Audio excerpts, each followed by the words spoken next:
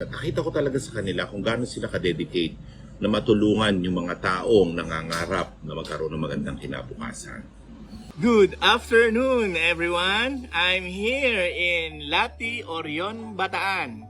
Yeah, currently we are conducting a special recruitment activity dito po sa covered court ng Lati.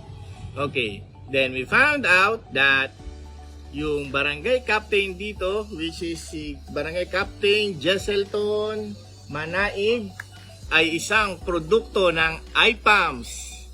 And here is Kapitan Jesselton. Hello. Magandang hapon po. Okay, Kapitan Jesselton and currently ABC President here in Orion, Bataan. Okay, sir, tanong ko lang, no, Kapitan, kailan ka nag-apply sa IPAMS at na-deploy?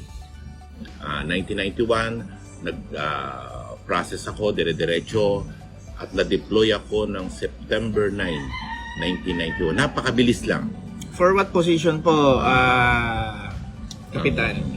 Offer sa akin is Project Support Specialist. Okay. Ma-assign ako sa Saudi Aramco sa Dhaharan Utilities Department. So, gaano po kayo katagal sa Saudi Aramco? Well, totally 20 years akong OFW. Ang 10 years ko doon ay sa Saudi Aramco.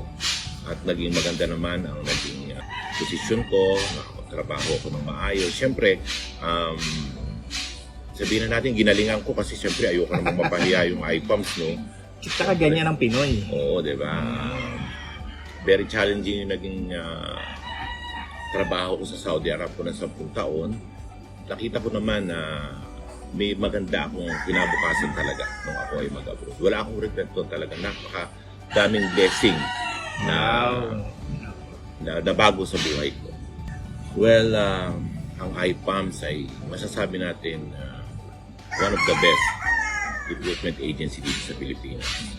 Siguro naman hindi lingid sa mga kababayan natin na marami talagang natulungan at maraming nabago ang buhay at marami ding Pilipino na natupad ang pangarap dahil sa tulong ng IPAMS. Actually, isa na ako doon.